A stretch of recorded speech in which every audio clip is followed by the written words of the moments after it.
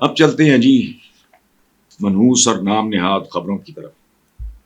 Justice منصور علی شاہ، جو یہ ترمیم نہ ہوتی تو چیف جسٹس ہوتے آپ کے پانک، نے چیف جسٹس قاضی فائز عیسیٰ کے اعزازی ریفرنس میں شرکت کرنے سے انکار کر دیا.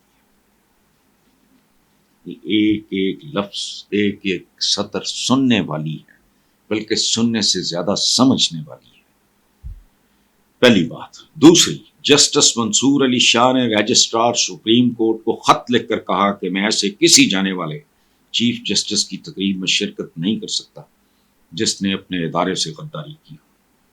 نمبر 3، ایسے ریفرنس میں شرکت اور اس مدت کار کا جشن منانا یہ پیغام دینے کے مترادف ہوگا کہ کوئی چیف جسٹس اپنے ادارے سے غداری کر سکتا ہے، اس کی مضبوطی کو نقصان پہنچا سکتا ہے، نچلی سطح پر گر سکتا ہے، اور پھر بھی ایک معزز خادم انصاف کے طور پہ سراہا بھی جا سکتا ہے. سبحان اللہ. آگے لکھتے ہیں، میں معذرت چاہتا ہوں، میں اپنے ضمیر کی آواز پہ اس چیف جسٹس کے لیے کسی ریفرنس میں کھڑا نہیں ہو سکتا. اس سے آگے لکھتے ہیں، جسٹس قاضی فائز عیسیٰ نے عدلیہ میں بیرونی مداخلت روکنے کی بجائے اس کے دروازے کھولے. جسٹس قاضی فائز عیسیٰ نے مداخلت روکنے کے لیے جذبہ دکھایا اور نہ ہی اخلاقی جرات کا مظاہرہ کیا. چیف جسٹس کا کردار عوام کے حقوق کا تحفظ کرنا، سب کو انصاف فراہم کرنا ہوتا ہے. نیکسٹ، انہوں نے مزید کہا کہ دنیا بھر میں ریٹائر ہونے والے چیف جسٹسز کو ان کی خدمات پہ ان کے اعزاز میں ریفرنس دیا جاتا ہے. ماضی میں جب سابق چیف جسٹس ثاقب نثار نے اختیارات کو غلط استعمال کیا تو میں نے ان کے ریفرنس میں بھی شرکت سے انکار کر دیا تھا. آخر پہ لکھتے ہیں، جسٹس منصور علی شاہ کے علاوہ جسٹس منیب اختر، جسٹس اطہر من اللہ، جسٹس ملک شہزاد اور جسٹس عائشہ ملک بھی جسٹس قاضی فائز عیسیٰ کے اعزازی ریفرنس میں شریک نہیں ہوئے. یہ وہ ہے جو ہم نے اخباروں سے یا ادھر ادھر سے پتہ کیا.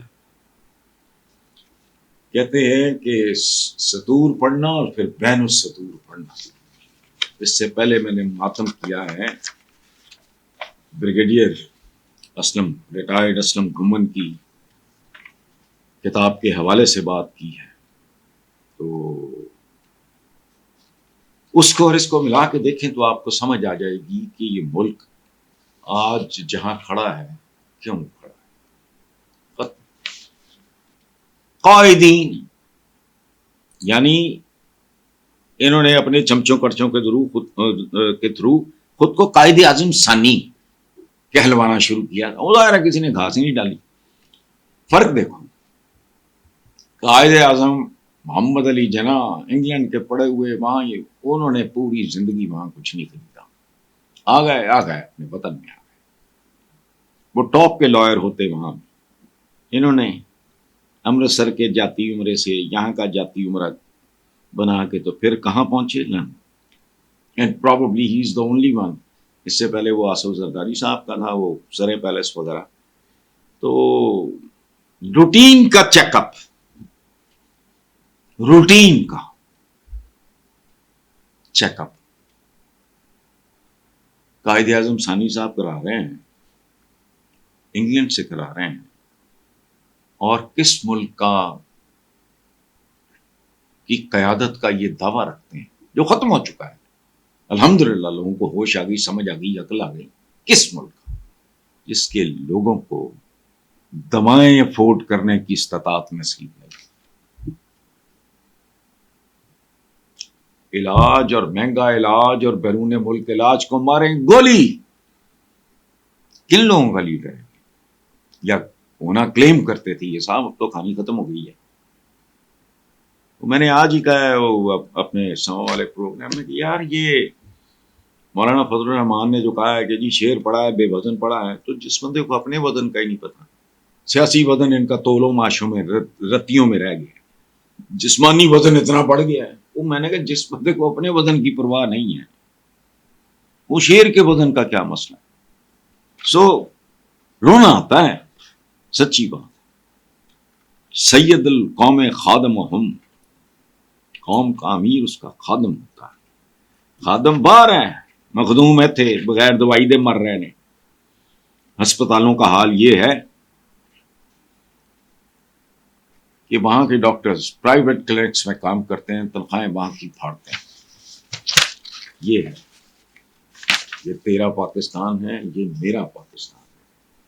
اور نواز شریف صاحب کا پاکستان وہ ہے جہاں وہ روٹین کا چیک اپ کرتے ہیں. میں نے جو دیباچہ لکھا آج میں پڑھ کے آپ کے ساتھ شیئر کرنا چاہ رہا ہوں کہ یہ کون بندہ ہے جس کو پتہ نہیں کن لوگوں نے، عمران کے دوست نہیں ہو سکتے جنہوں نے یہ شو کاز نوٹس اسلم گھمن جیسے بریگیڈیئر ریٹائرڈ اسلم گھمن جیسے بندے کو، نوری گھمن ان کے بھائی ہیں، ایم این اے شیمن اے رہے ہیں، میں نے ان کو کبھی ملا، وہ بھی بہت نیک نام ہے. سنیں، اس دیباچے کا عنوان میں نے رکھا تھا پاکستان ہزار داستان. اب میں شروع کرتا ہوں. اگر آپ نے اردو دانی سے لطف اندوز ہونا ہو تو قرۃ العین حیدر، عبداللہ حسین، شوکت صدیقی، کرشن نگر، بلونت سنگھ بیدی، عصمت، واجدہ، منٹو، منشی پریم چند وغیرہ کو پڑھیے. لیکن اگر آپ پاکستان کو سمجھنا اور جاننا چاہتے ہیں تو معاف کیجیے، آپ کے پاس اس کے علاوہ کوئی راستہ نہیں کہ آپ بریگیڈیئر ریٹائرڈ محمد اسلم گھمن کی کتاب ہاں یہ سچ ہے کا مطالعہ اور پھر ماتم کریں. لکھنا نہیں، دراصل پڑھنا میرا پیشہ ہے. میں تو ایک اسٹوڈنٹ، خیر، لیکن میں نے آج تک کبھی کسی کتاب پہ اتنے کالم نہیں لکھے. میرا بس چلتا تو میں یہ پوری کتاب اپنے کالموں میں ریپروڈیوس کرتا، اور اب بھی میرا بس چلے تو پانی میں گھول کے یہ کتاب پوری قوم کو پلا دوں، تاکہ اس سے علم تو ہو کہ ان کے ساتھ ہوتا کیا کچھ رہا ہے جو اب تک ہو رہا ہے. یہ کتاب اپنے فوجی مصنف کی طرح سادی اور سچی ہے. ایک باوقار، دیانتدار، جیدار فوجی افسر نے بطور کمانڈر نیب خیبر پختونخوا، بطور commander I S I Punjab اور ڈائریکٹر جنرل اینٹی کرپشن اس ملک کے سیاست دانوں، سول اور ملٹری بیوروکریسی، مذہبی رہنماؤں، جعلی پیروں، گدی نشینوں، عدلیہ اور دیگر اشرافیہ میں نے انورٹڈ کاماس میں لکھا ہے، وہ کیسا دیکھا. گندے اور غلیظ لوگ. وہی کچھ اپنے ہم وطنوں کے ساتھ شیئر کیا ہے اور میرے نزدیک ہم جیسوں پہ احسان کیا ہے جو اپنے تئیں سمجھتے تھے کہ پاکستان کو سمجھتے ہیں.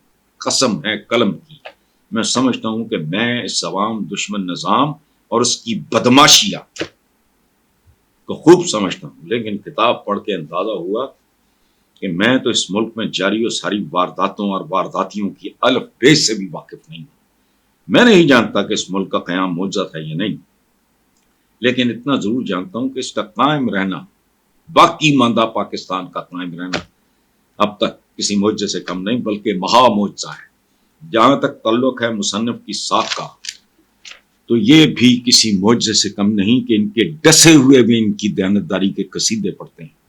تفصیل میں کیا جانا، کتاب خود بولے گی اور آپ کو یہ بھی بتائے گی کہ اس طرح تو وحشی تاتاریوں نے بغداد کو بھی نہیں لوٹا تھا جیسے اس ملک کے ایک دوسرے پر بھاری اشرافیہ باری باری اپنے ہی ملک کو لوٹ رہی ہے. اللہ ہمارے ملک کو ہر قسم کے زر اور شر سے محفوظ رکھے اور مصنف کو سدا اپنی حفظ و امان میں رکھے، جس نے پاکستانیوں کو کھل کر بتا دیا کہ پاکستان کے ساتھ وہ کیا رہا. حسن صاحب، اس بندے کو شو کاز نوٹس کس بات کا؟ وہ آدمی تو کھرپتی ہوتا جن پوزیشنز پہ رہا ہے. وہ آج بھی ایک سفید پوش آدمی، خاندانی آدمی ہے، لیکن یہاں تو اربوں خربوں کا ان کی دہڑیاں لگتی ہیں.